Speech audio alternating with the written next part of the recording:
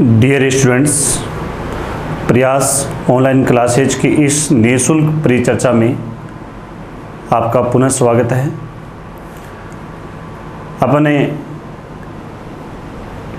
इस निःशुल्क परिचर्चा में राजस्थान ज्योग्राफी में पहले पार्ट में चर्चा कर रहे थे राजस्थान के अपवाह तंत्र के ऊपर, और उस अपवाह तंत्र में अपन ने चर्चा की थी अपने बंगाल की खाड़ी अपवाह तंत्र की सबसे महत्वपूर्ण नदी चंबल नदी की।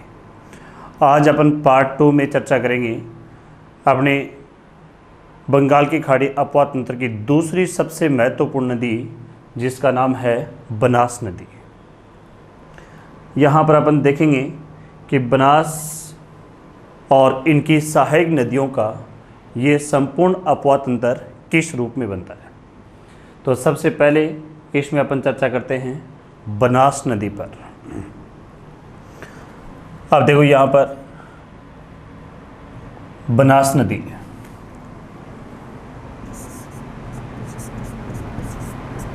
बनास नदी। सबसे पहली बात, इस बनास नदी को वन की आशा या वर्णाशा नदी भी कहा जाता है। वन की आशा या वर्णाशा नदी कौन सी नदी को कहते हैं? बनास नदी को। दूसरी बात, अपने राजस्थान में जितनी भी तमाम नदियां हैं, इन सभी नदियों में पूर्ण बहाव की दृष्टि से राजस्थान की सबसे बड़ी नदी कौन सी है? बनास। अपने राजस्थान में हालांकि जल की मात्रा चंबल नदी में अधिक है, लेकिन चंबल नदी का संपूर्ण बहाव क्षेत्र राजस्थान में नहीं है, जबकि इस बनास नदी का संपूर्ण बहाव क्षेत्र यानी कि इसके उद्गम स्थान से लेकर लास्ट में जब ये चंबल में मिलती है तब तक का संपूर्ण स्थान इसका राजस्थान के धरातल के ऊपर है। अतः अपन कह सकते हैं कि राजस्थान में पूर्ण बहाव की दृष्टि से सबसे बड़ी नदी कौन सी है? बनास नदी है। अब देखो, इस बनास नदी का उद्गम कहाँ से होता है? ये जो बनास नदी है, इस नदी का उद्गम अपने राजसमंद जिले में एक स्थान आता है खमनोर। खमनोर की पहाड़ियाँ ये अपने राजसमंद जिले में है। ध्यान में रहे, ये खमनोर स्थान इतिहास में भी प्रसिद्ध है और ज्योग्राफी में भी प्रसिद्ध है। ज्योग्राफी में खमनोर की चर्चा अपन यहाँ पर नदियों के अलावा किसी अन्य रूप में भी करते हैं। जैसे कि जब चेती गुलाब की बात की जाती है तो राजस्थान में चेती गुलाब की खेती एक तो पुष्कर में होती है और एक चेती गुलाब की खेती खमनोर में होती है। इतिहास में भी इस शब्द को आपने बार बार सुना होगा। इतिहास में इस शब्द की चर्चा अपने हल्दी घाटी के युद्ध के संदर्भ में की जाती है।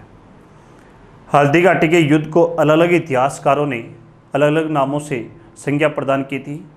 जैसे अपन एग्जाम्पल स्वरूप यहाँ पर चर्चा करें तो हल्दी घाटी के युद्ध को एक इतिहासकार ने कहा था खमनोर का युद्ध, एक इतिहासकार ने कहा था गोगुंदा का युद्ध, गोगुंदा का युद्ध, एक इतिहासकार ने कहा था मेवाड़ की थर्मोपल्ली। ये तीनों नाम अलग अलग विद्वानों ने दिए थे। एक विद्वान का नाम था अबुल फजल और दूसरे विद्वान का नाम था बदायूं और एक तीसरा विद्वान था कर्नल जेम्स से टोड। अब देखो, अपने सामने दिक्कत क्या आती है कि अपन भूल जाते हैं कि खमनोर का युद्ध किसने कहा था, गोगुंदा का युद्ध किसने कहा था और थर्मोपल्ली किसने कहा था। तो इसकी पहचान के लिए मैं यहाँ पर आपको एक छोटी सी ट्रिक बताता हूँ। सबसे पहले आप इन तीन शब्दों को देखो, खमनोर, गोगुंदा, थर्मोपल्ली। इन तीनों में आपको विदेशी शब्द कौन सा दिखाई दे रहा है? इन तीनों में विदेशी शब्द कौन सा है? थर्मोपल्ली। अब आप इन तीनों व्यक्तियों को देखो, इन तीनों व्यक्तियों में विदेशी व्यक्ति कौन है? टोड।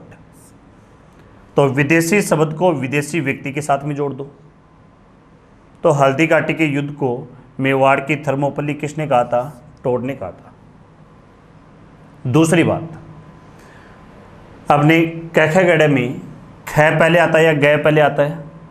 ख पहले आता है। अबसद में ए पहले आता है, ब पहले आता है, ए पहले आता है। तो जो शब्द पहले आता है उस शब्द को, जो शब्द पहले आता है उस शब्द को इधर पहले वाले शब्द से जोड़ दो, और जो शब्द बाद में आता है उसको बाद वाले शब्द से जोड़ दो। अर्थात इसमें ख और ग में ख पहले है तो ए और ब में ए पहले आता है। तो खमनोर का युद्ध किसने कहा था? अब्बुल फजल ने। और गोगुंदा का युद्ध किसने कहा था? बदायूं ने। और मेवाड़ की थर्मोपल्ली किसने कहा था? टोड ने। तो इसी खमनोर की पहाड़ियों से कौन सी नदी का उद्गम होता है? बनास नदी का उद्गम होता है। अब अपन वापस बनास नदी के ऊपर लिए चलते हैं। ये बनास नदी है। इस बनास नदी का उद्गम यहाँ पर जिला आपका राजसमंद है। राजसमंद से आगे चलते हैं तो यहाँ पर भीलवाड़ा है। राजसमंद के आगे यहाँ पर थोड़ा सा हिस्सा अपने ये भीलवाड़ा का आ गया। भीलवाड़ा के बाद में यहाँ पर ये हिस्सा अपने अजमेर का हिस्सा आता है बीच में। अजमेर के बाद में टोंक के बाद में यहाँ पर सवाई माधोपुर। तो इस बनास नदी का उद्गम सबसे पहले राजसमंद जिले में खमनोर की पहाड़ियों से होता है। यहाँ पर ये जो स्थान है इस स्थान का नाम है खमनोर। तो इस खमनोर की पहाड़ियों से कौन सी नदी का उद्गम होता है? बनास नदी का। ये बनास नदी यहाँ से निकलने के बाद अपने राजस्थान में सबसे पहले राजसमंद जिले से बहते हुए यहाँ पर चित्तौड़गढ़ आती है। चित्तौड़गढ़ से जाती है भीलवाड़ा, यहाँ पर हिस्सा बीच में आ जाता है। यहाँ पर हिस्सा है चित्तौड़गढ़ का,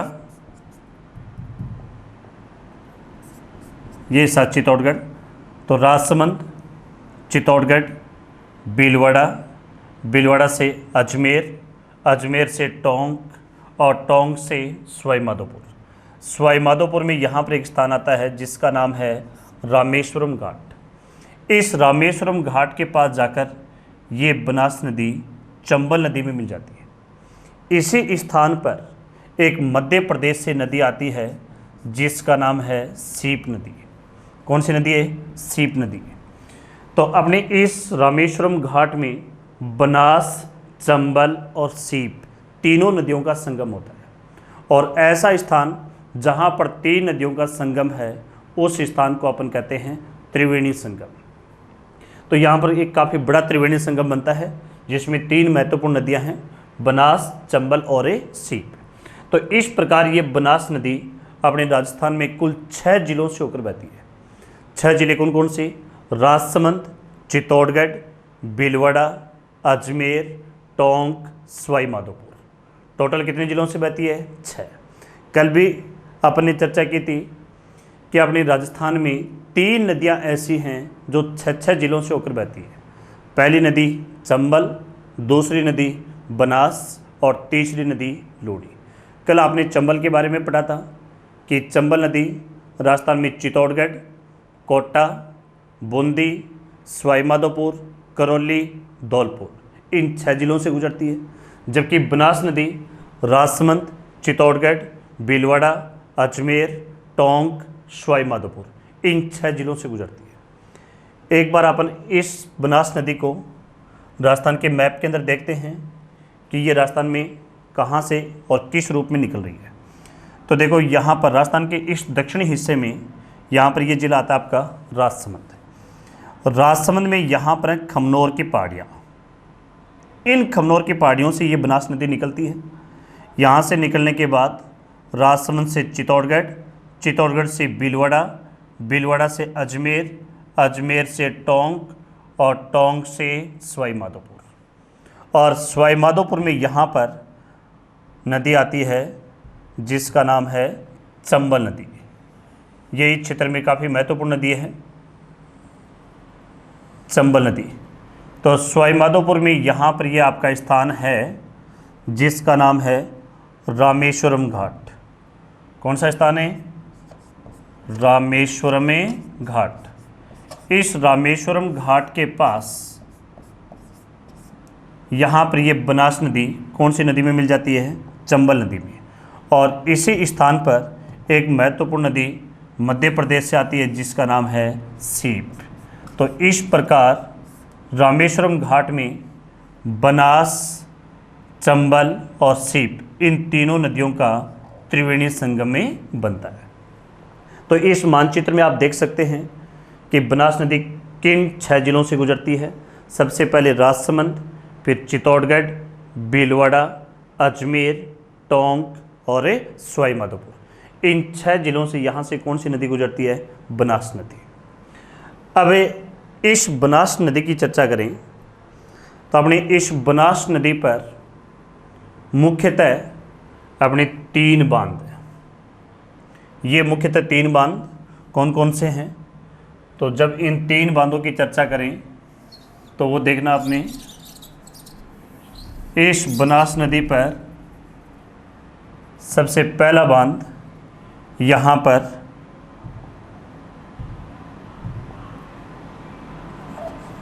राजसमंद में है। राजसमंद में इस नदी के ऊपर 2 मुख्य बांध हैं। 2 बांध राजसमंद में हैं, एक बांध मुख्यतः टोंक में है और एक बांध यहाँ पर सवाई माधोपुर में भी है।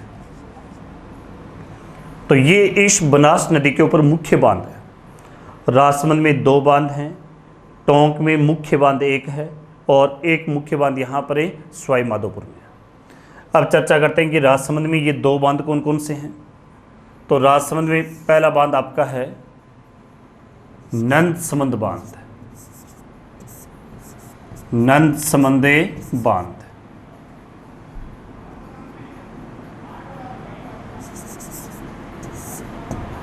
नंदसमंद बांध। दूसरा बांध है बघेरी का नाका बांध। बघेरी का नाका बांध। अब देखो यहाँ पर जब इस नंदसमंद बांध की बात की जाए तो ये नंदसमंद बांध अपने इस नंदसमंद बांध से राजसमंद शहर को पेयजल की आपूर्ति होती है। इस कारण इस नंदसमंद बांध को राजसमंद की जीवन रेखा भी कहा जाता है।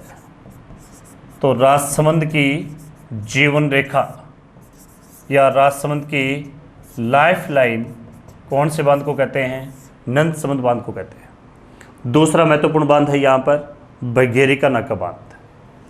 फिर जब अपन आगे चलते हैं तो यहाँ पर टोंक जिले में टोडा रायसिंह तहसील में, कौन सी तहसील में? टोडा रायसिंह तहसील में एक कस्बा आता है जिसका नाम है बिसलपुर कस्बा। इस बिसलपुर कस्बे में आपने इस नदी पर एक महत्वपूर्ण बांध बना हुआ है जिसका नाम है बिसलपुर बांध। कौन सा बांध है? बिसलपुर बांध। इस बिसलपुर बांध की बात की जाए तो ये काफ़ी इंपॉर्टेंट बांध है राजस्थान के लिए। किस रूप में है उसकी अपन चर्चा कर रहे हैं। सबसे पहली बात, अपने राजस्थान में जल आयतन की दृष्टि से सबसे बड़ा बांध राणा प्रताप सागर बांध है जो कि चंबल नदी के ऊपर रावतबाटा चित्तौड़गढ़ में है।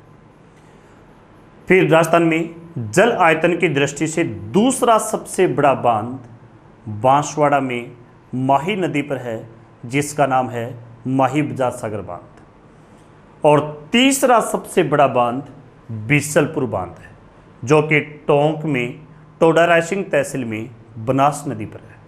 तो इस बांध की एक इंपॉर्टेंट बात यह होगी कि यह राजस्थान में जल आयतन की दृष्टि से तीसरा सबसे बड़ा बांध है। दूसरी बात, अपने राजस्थान में जितने बड़े एरिया में या जितनी बड़ी आबादी के क्षेत्र को अपने इस बिसलपुर बांध से पेयजल की आपूर्ति होती है, इतनी पेयजल की आपूर्ति अन्य किसी भी बांध से नहीं होती। अतः अपन कह सकते हैं कि राजस्थान में सबसे बड़ी पेयजल परियोजना कौन सा बांध है? बिसलपुर बांध है। अब देखो, इस अकेले बिसलपुर बांध से अपने टोंक, अजमेर, जयपुर, नागौर का जायल क्षेत्र, इस कंप्लीट इलाके में पेयजल की आपूर्ति की जाती है। कौन कौन सा क्षेत्र? टोंक, अजमेर में केकड़ी, ब्यावर, किशनगढ़, नसीराबाद, ये जो 4 तहसील है, केकड़ी, ब्यावर, किशनगढ़, नसीराबाद, इन 4 तहसीलों को, तथा जयपुर शहर, अब पूरा जयपुर सिटी है, जयपुर महानगर है, इस जयपुर महानगर को पहले जल की आपूर्ति बाणगंगा नदी पर बने रामगढ़ बांध से होती थी। यह आप सभी को विदित है कि वर्तमान में बाणगंगा नदी में जल का अस्तित्व बहुत कम है, जिसके चलते अपने रामगढ़ बांध है उसका जल सूख चुका है। अतः अपने जयपुर महानगर को वर्तमान में पेयजल की जो आपूर्ति है वह सारी की सारी आपूर्ति कौन से बांध से की जा रही है? बिसलपुर बांध से। अब अपनी राजस्थान सरकार ने इसी पेयजल की आपूर्ति को आगे तक बढ़ाते हुए नागौर का जो जायल क्षेत्र है वहाँ तक पेयजल पाइपलाइन इस बिसलपुर डैम से डाली हुई है। तो अपने नागौर का जायल क्षेत्र, जयपुर महानगर, अजमेर की 4 तहसील तथा टोंक, इस कंप्लीट इलाके को पेयजल की आपूर्ति कौन से बांध से होती है? बिसलपुर बांध से। तो राजस्थान की सबसे बड़ी पेयजल परियोजना है बिसलपुर बांध और सबसे बड़ी सिंचाई परियोजना है इंदिरा गांधी नहर परियोजना। अब अपन आगे लिए चलते हैं। चौथा सबसे महत्वपूर्ण बांध वो अपने यहाँ पर सवाई माधोपुर में है। सवाई माधोपुर में ये जो बांध है, इस बांध का नाम है ईसरदा बांध। कौन सा बांध है? ईसरदा बांध। तो इस प्रकार अपनी इस बनास नदी के ऊपर ये कुछ महत्वपूर्ण बांध है, जिसमें राजसमंद में 2 महत्वपूर्ण बांध, एक तो नंदसमंद और दूसरा बघेरी का नाका। नंदसमंद बांध को राजसमंद की लाइफलाइन कहते हैं। फिर तीसरा बांध है बिसलपुर बांध। ये अपने टोंक में टोडा रायसिंह तहसील में बिसलपुर कस्बे के अंदर है, जो कि राजस्थान की सबसे बड़ी पेयजल परियोजना है और जल आयतन की दृष्टि से राजस्थान का तीसरा सबसे बड़ा बांध है। चौथा महत्वपूर्ण बांध ईसरदा बांध, ये अपने कहाँ पर है? सवाई माधोपुर में। अब अपन यहाँ पर देखते हैं कि इस बनास नदी के ऊपर त्रिवेणी संगम कहाँ कहाँ पर बन रहे हैं। बनास की कुछ सहायक नदियाँ हैं जो बनास में अलग अलग स्थानों पर आकर मिलती हैं और इन नदियों के आपस में मिलने से अपने बनास नदी के ऊपर कई प्रकार के त्रिवेणी संगम भी बनते हैं।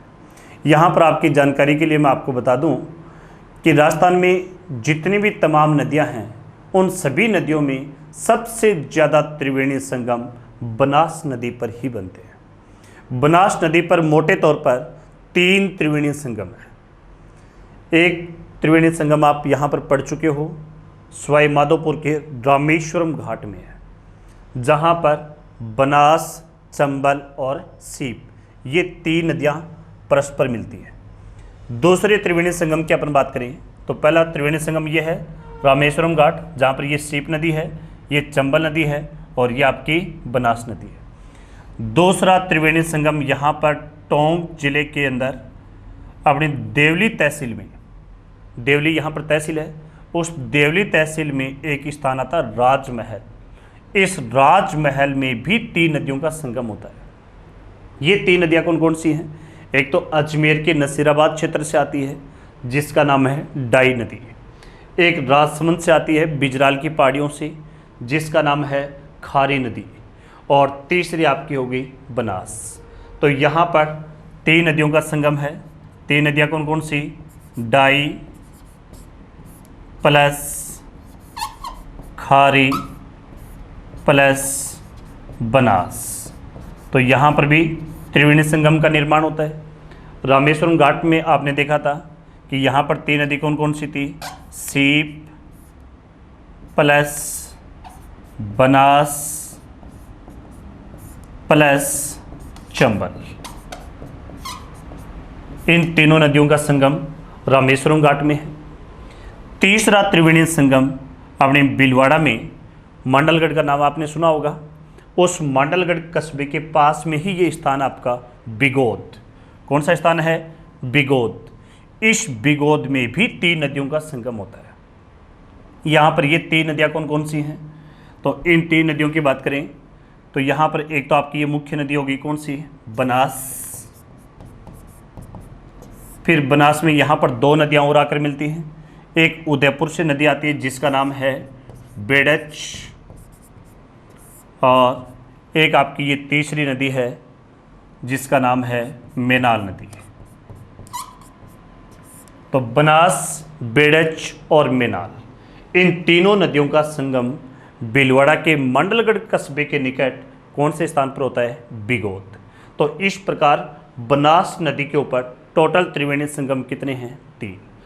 पहला त्रिवेणी संगम, अगर अपने अंतिम छोर से इसके उद्गम क्षेत्र की तरफ चलें तो पहला त्रिवेणी संगम इसके अंतिम छोर में, किसके? बनास नदी के अंतिम छोर में। तो बनास नदी के अंतिम छोर में रामेश्वरम घाट केंद्र है जिसमें सीप, बनास और चंबल, इन तीनों नदियों का संगम होता है। दूसरा त्रिवेणी संगम टोंक जिले में देवली तहसील में राजमहल के निकट है जहाँ पर डाई, खारी, बनास नदियों का संगम है। और तीसरा त्रिवेणी संगम अपने यहाँ पर भीलवाड़ा जिले में मंडलगढ़ कस्बे के निकट बिगोद नामक स्थान पर है जहाँ पर बनास, बेड़च और मेनाल, इन 3 नदियों का संगम होता है। अब अपन यहाँ पर देखते हैं कि बनास की अन्य सहायक नदियाँ या बनास की मुख्य सहायक नदियाँ कौन कौन सी हैं। तो जब बनास की इन मुख्य सहायक नदियों की चर्चा करें तो इसमें सबसे पहले अपन पढ़ेंगे यहाँ पर बेड़च नदी पर। सबसे पहली चर्चा होगी बेड़च नदी पर। तो एक बार इस मानचित्र में अपन दृष्टि लगाते हैं तो देखो यहाँ पर ये इलाका राजसमंद के इधर, ये इलाका पूरा का पूरा उदयपुर ज़िले का है। अपने उदयपुर ज़िले में यहाँ पर एक स्थान आता है गोगुंदा, इतिहास में भी काफ़ी प्रसिद्ध स्थान है। महाराणा प्रताप के या उदय सिंह की जब अपन चर्चा करते हैं तब बार बार गोगुंदा का नाम आता है। तो इसी गोगुंदा की पहाड़ियों से एक नदी निकलती है जिसका नाम होता है आयड नदी। कौन सी नदी है? आयड नदी, जिसका उद्गम गोगुंदा की पहाड़ियों से होता है। ये गोगुंदा की पहाड़ियों से आयड नदी निकलकर जब कुछ दूरी आगे जाती है तो यहाँ पर एक झील आती है जिसका नाम है उदय सागर झील। कौन सी झील? उदय सागर झील, जिसका निर्माण महाराणा उदय सिंह ने करवाया था। तो ये आयड नदी इस उदय सागर झील में जाकर गिरती है। लेकिन जो इस उदय सागर झील से आयड नदी बाहर निकलती है तब इस नदी का नाम हो जाता है बेड़च। तो ध्यान में रहे, बेड़च नदी का शुरुआती दौर में नाम क्या होता है? आयड नदी होता है, जिसका उद्गम उदयपुर जिले में गोगुंदा की पहाड़ियों से होता है। यहाँ से ये नदी निकलकर अपने यहाँ पर उदय सागर झील में गिरती है और जो इस उदय सागर झील से बाहर निकलती है इस नदी का नाम हो जाता है बेड़च। तो यहाँ से ये बेड़च नदी के रूप में उदयपुर से जाती है चित्तौड़गढ़ और चित्तौड़गढ़ से जाती है भीलवाड़ा। तो इस प्रकार इस बेड़च नदी का बहाव क्षेत्र 3 जिलों में है। सबसे पहले उदयपुर, उदयपुर के बाद चित्तौड़गढ़, चित्तौड़गढ़ के बाद भीलवाड़ा, और भीलवाड़ा में मंडलगढ़ के पास में यहाँ पर ये स्थान आता है बिगोद। इस बिगोद के पास जाकर ये कौन सी नदी में मिल जाती है? बनास नदी में। इसी स्थान पर अपनी एक छोटी सी नदी और आती है जिसका नाम है मेनाल। तो आपने थोड़ी देर पहले भी चर्चा की थी कि इस स्थान पर 3 नदियों का संगम बनता है। वो 3 नदियाँ आपकी कौन सी हो गई? बनास, बेड़च और मेनाल। अपनी इस बेड़च की यहाँ पर 2 महत्वपूर्ण सहायक नदियाँ हैं।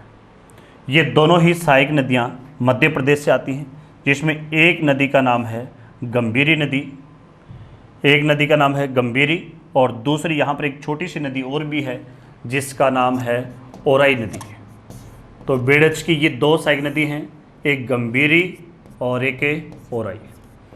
यहाँ पे ध्यान रखने लायक बात ये है, आप आगे पढ़ोगे कि राजस्थान में गंभीरी नदी अलग है और एक गंभीर, वो नदी अलग है। गंभीर नदी ये अपने राजस्थान में करौली व भरतपुर में बहती है। करौली में आपने करौली भरतपुर के क्षेत्र में या करौली में श्री महावीर जी एक स्थान का नाम सुना होगा।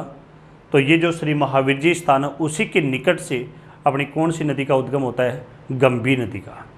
जबकि यहाँ पर ये नदी आपकी गंभीरी, तो गंभीरी और ओराई ये दोनों यहाँ पर बेडच की सहायक नदी है और इन दोनों ही नदियों का उद्गम चित्तौड़गढ़ के दक्षिण में मध्य प्रदेश से होता है और मध्य प्रदेश से निकलने के बाद ये दोनों नदियाँ चित्तौड़गढ़ में बहते हुए अपने यहाँ पर बेडच नदी में आकर मिल जाती है। अगर इनको अपन मानचित्र में देखना चाहें तो आप मानचित्र में देख सकते हो। अपने चित्तौड़गढ़ के दक्षिण में ये मध्य प्रदेश का इलाका है। इस मध्य प्रदेश के इलाके से यहाँ से इन नदियों का उद्गम होता है और यहाँ से ये नदियाँ निकलकर केवल और केवल चित्तौड़गढ़ में बहते हुए अपने बेडच नदी में यहाँ पर ये उदयपुर से ये आपकी नदी जा रही है बेडच,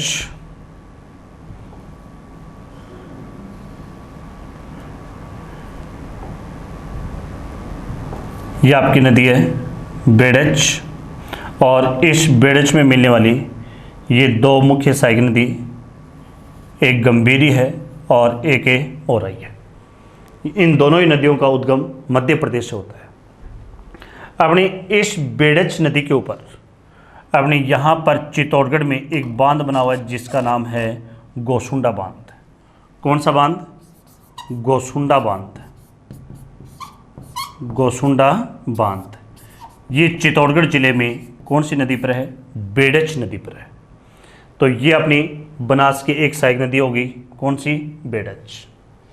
फिर अपन बनास की दूसरी सहायक नदी पर चर्चा करते हैं जो कि मुख्य नदी अपनी यहाँ पर है जिसका नाम है कोठारी नदी। कौन सी नदी है? कोठारी। इस कोठारी नदी की बात की जाए तो कोठारी नदी का उद्गम यहाँ पर देखो, ये इलाका उदयपुर का है। उदयपुर के बाद ये पूरा इलाका यहाँ पर राजसमंद जिले का है। राजसमंद में खमनौर से जब अपन पूर्व की ओर चलते हैं तब ये स्थान आता है दिवेर। दिवेर भी इतिहास में खूब प्रसिद्ध है।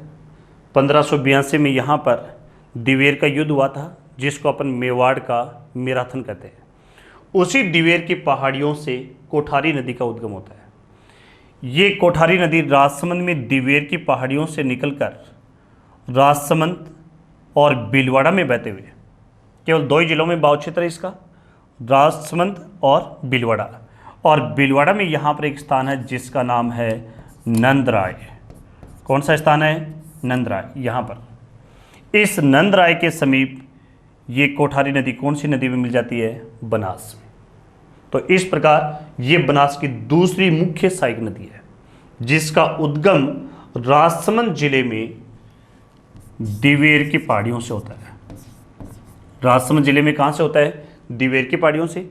यहाँ से निकलकर राजसमंद से भीलवाड़ा आती है और भीलवाड़ा में यहाँ पर आपका स्थान है नंदराय। इस नंदराय के पास में कौन सी नदी में मिल जाती है? बनास में। इस कोठारी नदी पर अपने यहाँ पर भीलवाड़ा में मांडलगढ़ कस्बे के पास, कौन से कस्बे के पास? मांडलगढ़ कस्बे के पास यहाँ पर एक बांध बनाया गया है जिसका नाम है मेजा बांध। कौन सा बांध? मेजा बांध।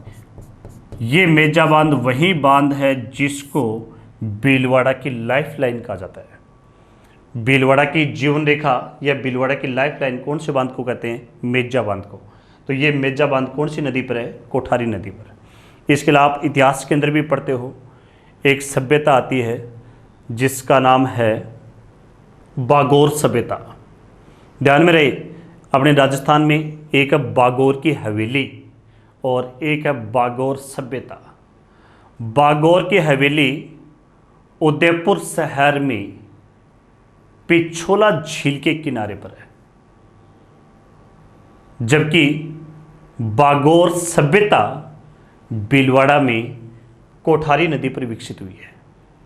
तो बागोर की हवेली अलग है और बागोर सभ्यता अलग है। बागोर की हवेली उदयपुर में पिछोला झील के किनारे पर है, जबकि बागोर सभ्यता भीलवाड़ा में कोठारी नदी पर है। फिर इस कोठारी के बाद अपनी तीसरी महत्वपूर्ण सहायक नदी आती है जिसका नाम है खारी नदी। कौन सी नदी है? खारी। जब अपने राजसमंद में दिवेर से आगे पूर्व की ओर चलते हैं तो राजसमंद में यहाँ पर एक स्थान आता है बिजराल। कौन सा स्थान? बिजराल। तो इस बिजराल गांव की पहाड़ियों से, राजसमंद में है, इस बिजराल गांव की पहाड़ियों से खारी नदी का उद्गम होता है। ये खारी नदी बिजराल की पहाड़ियों से निकलने के बाद राजसमंद से जाती है भीलवाड़ा, भीलवाड़ा से आगे जाती है अजमेर और अजमेर से आगे जाती है टोंक। यहाँ पर सबसे पहले राजसमंद, फिर यहाँ पर कुछ क्षेत्र आता है भीलवाड़ा का, राजसमंद के आगे क्षेत्र आता है अपने भीलवाड़ा, भीलवाड़ा के आगे अजमेर और अजमेर के आगे यहाँ पर ये क्षेत्र है टोंक का। और टोंक में देवली तहसील के राजमहल नामक स्थान के समीप यहाँ पर ये खारी नदी कौन सी नदी में मिल जाती है? बनास में। तो इस प्रकार इस खारी नदी का बहाव क्षेत्र अपने राजस्थान में 4 जिलों में है। 4 जिले कौन कौन से? राजसमंद, राजसमंद के बाद भीलवाड़ा, भीलवाड़ा के बाद अजमेर, अजमेर के बाद टोंक। अगर इसको आप राजस्थान के मानचित्र में देखना चाहें तो यहाँ पर मैं आपको बता दूँ कि ये राजसमंद में यहाँ पर ये आपका बिजराल स्थान है। इस बिजराल की पहाड़ियों से निकलने के बाद ये जिला आपका भीलवाड़ा, भीलवाड़ा से ये अजमेर और अजमेर से ये टोंक। और टोंक में जाकर ये नदी अपनी कौन सी नदी में मिल जाती है? बनास में। तो राजसमंद, भीलवाड़ा, अजमेर, टोंक। तो इस प्रकार इस खारी नदी का बहाव क्षेत्र टोटल कितने जिलों में है? 4 जिलों में। अपने इस खारी नदी के ऊपर 3 महत्वपूर्ण सिंचाई परियोजनाएं हैं। अर्थात अपन ये कह सकते हैं कि इस खारी नदी के जल को सिंचाई में काम में लेने हेतु अपने इसके ऊपर बांध बनाकर 3 सिंचाई परियोजनाएं निकाली गई हैं। ये 3 सिंचाई परियोजनाएं कहाँ कहाँ पर हैं? तो उसमें अपन देखें तो सबसे पहली सिंचाई परियोजना अपने यहाँ पर भीलवाड़ा में है। ये पहली सिंचाई परियोजना भीलवाड़ा में है। इस सिंचाई परियोजना का नाम है खारी सिंचाई परियोजना। खारी सिंचाई परियोजना ये कहाँ पर है? भीलवाड़ा में है। फिर इस नदी पर 2 सिंचाई परियोजनाएं यहाँ पर अजमेर में बनाई गई हैं। अजमेर में कितनी सिंचाई परियोजनाएं हैं? 2। ये देखो 2 सिंचाई परियोजनाएं अजमेर में कौन कौन सी हैं? नंबर 1 यहाँ पर है नारायण सागर सिंचाई परियोजना, नारायण सागर सिंचाई परियोजना। और दूसरी परियोजना है लसाड़िया सिंचाई परियोजना, लसाड़िया सिंचाई परियोजना। तो ध्यान में रखना अपनी खारी नदी के ऊपर मुख्यतः सिंचाई परियोजनाएं कितनी हैं? 3। एक सिंचाई परियोजना भीलवाड़ा में है जिसका नाम है खारी सिंचाई परियोजना और 2 सिंचाई परियोजनाएं अजमेर में हैं। कौन कौन सी? नारायण सागर सिंचाई परियोजना और लसाड़िया सिंचाई परियोजना। इस नारायण सागर सिंचाई परियोजना को अजमेर जिले का समुद्र भी कहा जाता है। तो ये क्वेश्चन एग्जाम में पूछा जा सकता है कि अजमेर जिले का समुद्र किस सिंचाई परियोजना को कहते हैं? नारायण सागर सिंचाई परियोजना।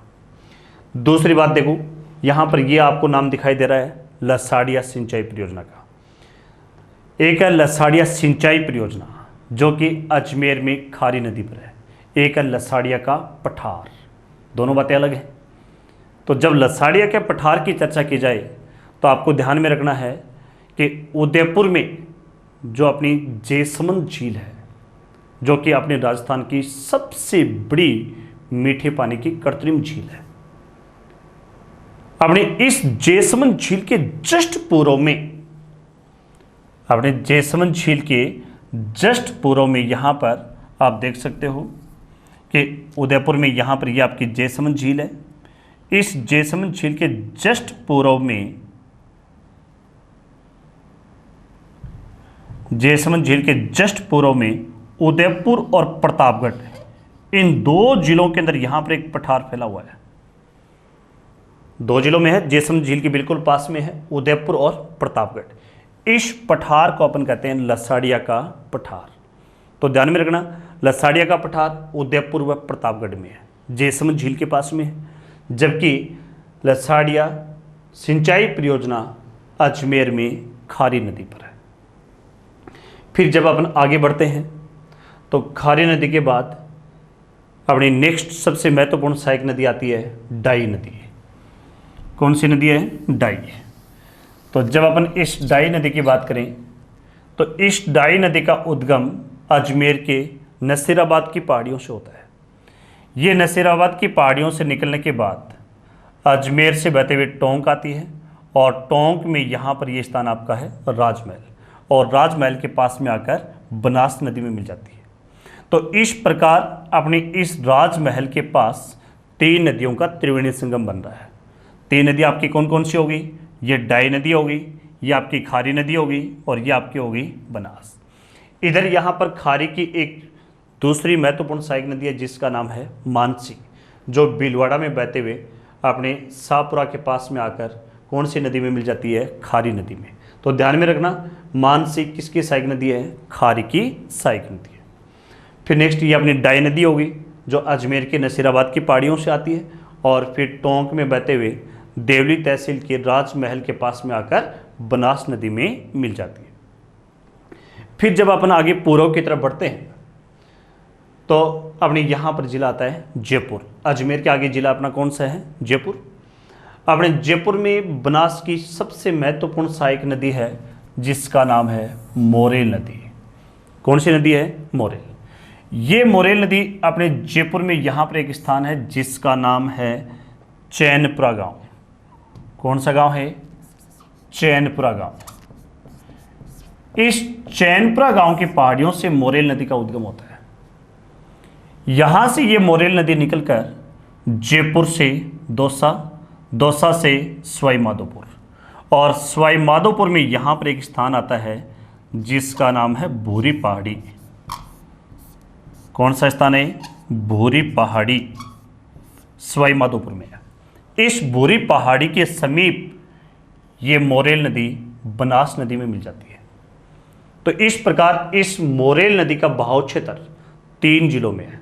सबसे पहला जिला यहाँ पर यह आ गया आपका जयपुर, दूसरा यहाँ पर जिला आता है ये दौसा।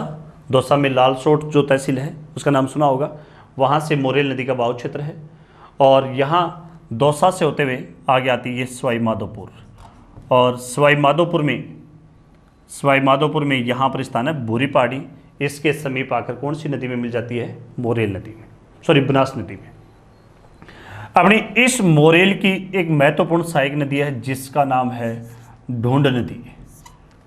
कौन सी नदी है? ढूंढ नदी।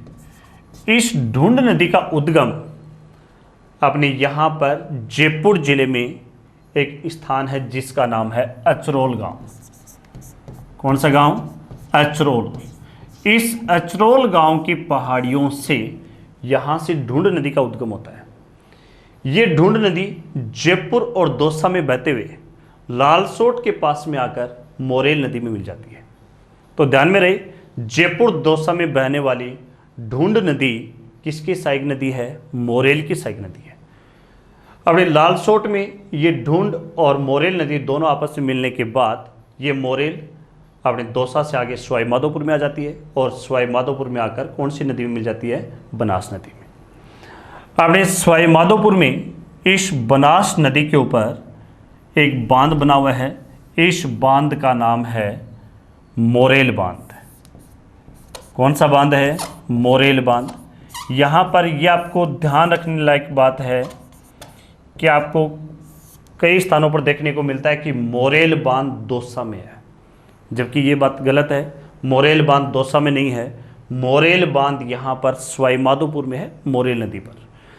सवाई माधोपुर के अंदर एक गांव आता है जिसका नाम है पिल्लूखेड़ा गांव। कौन सा? पिल्लूखेड़ा गांव।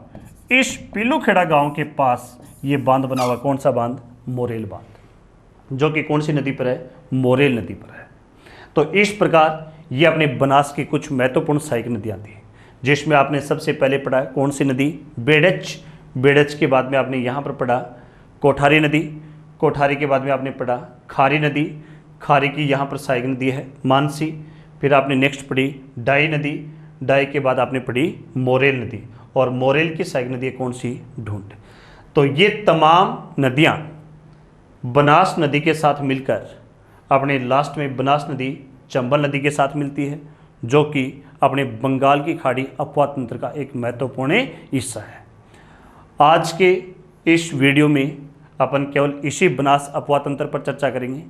अपन कल की वीडियो में आपके लिए चर्चा करेंगे बनास से नेक्स्ट बंगाल की खाड़ी अपवाह तंत्र की तीसरी महत्वपूर्ण नदी के ऊपर, और वो आपकी तीसरी महत्वपूर्ण नदी तंत्र होगा काली सिंध और पार्वती नदियों का तंत्र। हाँ, तो अब अपने जो कल आपने पार्ट फर्स्ट में चंबल नदी तंत्र की चर्चा की थी, और आज अपना पार्ट सेकंड जिसमें आपने बनास व उनकी सहायक नदियाँ पढ़ी हैं, तो इन दोनों नदी तंत्रों से अब तक की अपनी जितनी भी एग्ज़ाम हुई हैं, उन एग्ज़ामों में अपने किस टाइप के क्वेश्चन पूछे गए हैं, उन क्वेश्चनों के ऊपर अपन एक बार दृष्टि दौड़ा लेते हैं कि किस टाइप के एग्ज़ाम में क्वेश्चन आए हैं, ताकि आपको भी पता रहे कि अपन को टॉपिक को किस रूप में पढ़ना है और कहाँ तक टॉपिक को लेके जाना है।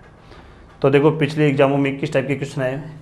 एक अपना क्वेश्चन ये आया हुआ है, क्वेश्चन कौन सा है, सूची फर्स्ट को सूची सेकंड से सुमेलित कीजिए तथा नीचे दिए गए कोड का प्रयोग कर सही उत्तर को चूज करना है। तो अब देखो ये क्वेश्चन पटवार एग्जाम में 2015 में पूछा हुआ है, जिसमें एक तरफ स्थान दिए हुए त्रिवेणी संगम के और दूसरे तरफ स्थान है नदियों के। इसमें ये दिया गया है कि कौन कौन सी नदियाँ कौन कौन से स्थानों पर आकर मिलती हैं। तो इसमें देखो सबसे पहले अपन चर्चा करते हैं अपने कौन से स्थान की, बिगोद की। मैंने अभी आपको थोड़ी देर पहले आपने पढ़ा था, उसमें मैंने आपको बताया भी है कि बिगोद भीलवाड़ा में मंडलगढ़ कस्बे के निकट है। अपने यहाँ पर तीन नदियों का संगम होता है। तीन नदियाँ कौन कौन सी हैं, बनास, बेड़च और मेनाल। तो अपन इन तीन नदियों को यहाँ पर देख लेते हैं, बनास, बेड़च और ये गलती से लिखा हुआ है यहाँ पर, इसका नाम है यहाँ पर ये मेनाल। बनास, बेड़च और मेनाल। तो पहला अपना युगम ये बिल्कुल सही बनता है, ठीक है। दूसरा स्थान आपका राजमहल। ये राजमहल टोंक जिले में देवली तहसील में अपनी ये स्थान आता है। यहाँ पर भी तीन नदियों का संगम है। तीन नदियाँ कौन कौन सी हैं, बनास, डाई और खारी। तो ये भी अपना संगम बिल्कुल सही है। फिर है रामेश्वरम घाट, ये सवाई माधोपुर में है। यहाँ पर आपने पढ़ा है कि बनास, सीप और चंबल नदी का संगम होता है। तो ये तीनों नदियों के नाम हैं, बनास, चंबल और सीप। तो ये संगम भी अपना सही हो गया। चौथा है वेणेश्वर धाम। ये अपने वेणेश्वर धाम डूंगरपुर के अंदर है, जिसकी चर्चा जब अपन माही नदी पढ़ेंगे तो उसके साथ में होगी। तो यहाँ पर सोम, माही और जखम इन तीन नदियों का संगम होता है। तो इसका सही आंसर ये हो गया कि क्रमशः रहेगा ए अपने 1, 2, 3, 4। तो इसका सही विकल्प हो गया आपका कौन सा, 3 नंबर। फिर अपना नेक्स्ट क्वेश्चन है कि चुलिया जलप्रपात नदी पर स्थित है। ये क्वेश्चन महिला पर्यवेक्षक एग्जाम 2015 में आया हुआ है। तो कल आपने पार्ट फर्स्ट में चंबल नदी तंत्र में चर्चा की थी कि चुलिया जलप्रपात भैंसरोडगढ़ क्षेत्र में अर्थात कौन से जिले में है, चित्तौड़गढ़ में, और वहाँ पर कौन सी नदी पर है, चंबल नदी पर है। फिर अपन नेक्स्ट क्वेश्चन के ऊपर चर्चा करते हैं कि राजस्थान के किस प्रदेश में बीहड़ क्षेत्र मिलते हैं या बीहड़ प्रदेश पाए जाते हैं। तो कल भी चंबल नदी में आपने चर्चा की थी कि पूरे भारत में बीहड़ प्रदेश या उत्खात भूमि के लिए कौन सी नदी प्रसिद्ध है, चंबल नदी। तो जो चंबल नदी का क्षेत्र है उसमें कौन से प्रदेश पाए जाते हैं, बीहड़ प्रदेश पाए जाते हैं। फिर अपना नेक्स्ट क्वेश्चन है मांडलगढ़। मांडलगढ़ कहाँ पर है, भीलवाड़ा में है। तो मांडलगढ़ के निकट त्रिवेणी संगम पर कौन सी तीन नदियाँ मिलती हैं। तो इनकी चर्चा अभी थोड़ी देर पहले हुई अपनी। मांडलगढ़ के निकट जो त्रिवेणी संगम बनता है वो कहाँ पर बनता है, बिगोद में बनता है। और बिगोद में तीन नदियाँ कौन कौन सी हैं, बनास, बेड़च और मेनाल। तो इन तीन नदियों का संगम ये रहा, बेड़च, बनास और मेनाल। तो इसका सही आंसर होगा 2 नंबर। फिर अपन नेक्स्ट क्वेश्चन पर चर्चा करते हैं जो कि ग्राम सेवक 2008 में आया हुआ है कि मोरेल बांध परियोजना किस जिले में स्थित है। मैंने आपको बताया भी है कि यहाँ पर आपको दोसा नहीं करना है, क्योंकि मोरेल बांध परियोजना सवाई माधोपुर के पीलूखेड़ा गांव में है। तो ये अपने कौन से ज़िले में होगी? सवाई माधोपुर में। फिर अपना नेक्स्ट क्वेश्चन है कि बनास नदी जिस जिला समूह से नहीं गुजरती वह है। अब मैंने आपको चर्चा में आपने पढ़ा था और मैंने आपको बताया भी था कि बनास नदी राजस्थान में 6 जिलों से गुजरती है। 6 जिले कौन से हैं? राजसमंद, चित्तौड़गढ़, भीलवाड़ा, अजमेर, टोंक, सवाई माधोपुर। अब अपन इन 6 जिलों में यहाँ पर देख लेते हैं। सबसे पहला ऑप्शन आपका उदयपुर। उदयपुर में बनास नदी नहीं जाती है, तो पहला ऑप्शन आपका गलत हो गया। दूसरा उदयपुर, बूंदी, भीलवाड़ा, अजमेर, ये ऑप्शन भी आपका क्या है? गलत है। राजसमंद, उदयपुर, अजमेर, टोंक, यहाँ पर इसमें भी उदयपुर में नहीं जाती है। फिर उदयपुर, चित्तौड़गढ़, टोंक, सवाई माधोपुर, इसमें ये चारों ही ऑप्शन यहाँ पर क्या है? गलत है। तो इसलिए अपन इस क्वेश्चन को हटा देंगे। फिर अपन नेक्स्ट चर्चा करते हैं, निम्नांकित में से कौन सी नदी बनास की सहायक नहीं है? अभी आपने बनास की सहायक नदियों के ऊपर चर्चा की थी, तो उसमें अपन देखते हैं कि यहाँ पर ऐसी कौन सी नदी है जिसकी चर्चा अपन ने नहीं की। तो देखो, बेड़स नदी की चर्चा हुई थी अपनी, तो ये बनास की सहायक नदी है। कोठारी की भी चर्चा हुई थी, ये भी बनास की सहायक नदी है। मोरेल की भी चर्चा हुई थी, ये भी बनास की सहायक नदी है। लेकिन बाणगंगा की चर्चा अभी तक अपन ने नहीं की, क्योंकि ये बनास की सहायक नदी नहीं है। फिर अपन नेक्स्ट क्वेश्चन पर चर्चा करें, जो कि कांस्टेबल एग्जाम 2008 में आया हुआ है कि गांधी सागर बांध किस नदी पर बनाया गया है। तो कल आपने पढ़ा था कि चंबल नदी है, उस चंबल नदी पर टोटल बांध कितने हैं? 4, जिसमें 3 बांध राजस्थान में हैं, 1 बांध मध्य प्रदेश में है। और मध्य प्रदेश के मंदसौर में जो बांध है, उस बांध का नाम क्या था? गांधी सागर बांध। तो ये गांधी सागर बांध अपनी कौन सी नदी पर होगा? चंबल नदी पर होगा। फिर अपन नेक्स्ट क्वेश्चन की चर्चा करते हैं कि राजस्थान के दक्षिण दिशा से प्रवेश करने वाला नदी युग्म कौन सा है। जब अपन राजस्थान के मानचित्र में सारी नदियां पढ़ोगे, तो कल आपने पढ़ा था कि चंबल नदी है वो मध्य प्रदेश से, अर्थात राजस्थान के दक्षिण से आती है और मध्य प्रदेश में जनापाव पहाड़ी से निकलकर उत्तर की ओर बहती है। तो उत्तर की ओर बहेगी तो राजस्थान के वो दक्षिण दिशा में होगी। तो एक तो इसमें नदी होगी आपकी कौन सी? चंबल। दूसरी, जब अपन माही नदी के ऊपर चर्चा करेंगे तो इसमें भी आप पढ़ोगे कि माही नदी है वो भी दक्षिण से अपने उत्तर की तरफ राजस्थान की तरफ आती है। तो इसका सही आंसर होगा माही और चंबल। जबकि अपन पहले आंसर में देखें तो इसमें चंबल सही है, लेकिन बनास नदी है वो तो राजस्थान में ही बहती है, राजस्थान के दक्षिण से नहीं आती है। तीसरे ऑप्शन की बात करें तो काली सिंध बिल्कुल सही आंसर है। काली सिंध है उसका बहाव क्षेत्र भी मध्य प्रदेश से राजस्थान की तरफ है, तो वो भी दक्षिण से आ रही है। लेकिन लूणी नदी है, इसका बहाव क्षेत्र राजस्थान में है, तो ये लूणी नदी अपने राजस्थान में पूर्व से पश्चिम की ओर बहती है, न कि दक्षिण से उत्तर की ओर बहती है। फिर आपका चौथा ऑप्शन है पार्वती और कांतली नदी। तो इसमें पार्वती आपका बिल्कुल सही है, पार्वती नदी है ये भी मध्य प्रदेश से अपने राजस्थान में आती है, तो दक्षिण से उत्तर की ओर इसका बहाव क्षेत्र है। लेकिन कांतली नदी, इसका बहाव क्षेत्र दक्षिण से उत्तर की ओर नहीं है, ये अपने शेखावटी क्षेत्र की आंतरिक अपवातंत्र की नदी है, जो कि अपने सीकर में खंडेला की पहाड़ियों से निकलती है और फिर अपने झुंझुनू और चूरू की सीमा पर वहाँ तक अपनी बहते हुए विलुप्त हो जाती है, अर्थात इसका बहाव क्षेत्र मुख्यतः सीकर झुंझुनू में है। तो इन 4 ऑप्शन में क्वेश्चन पूछा गया कि दक्षिण दिशा से प्रवेश करने वाला नदी युग्म सही कौन सा है, तो वो कौन सा होगा? माही और चंबल। तो इस प्रकार आपने जो पार्ट फर्स्ट और पार्ट सेकंड के जो वीडियो देखे हैं, उन वीडियो से आपने अभी तक पिछले एग्जामों में कौन कौन से क्वेश्चन आए हुए हैं, उन क्वेश्चनों की भी आपने अभी तक चर्चा कर चुके हैं अपन। और इस चर्चा से आपको ये अच्छी तरीके से ज्ञात हो चुका होगा कि आपको आने वाली जो एग्ज़ाम हैं उसमें तैयारी अपनी किस हद तक और किस टेक्नोलॉजी के साथ में तैयारी संपन्न करनी है।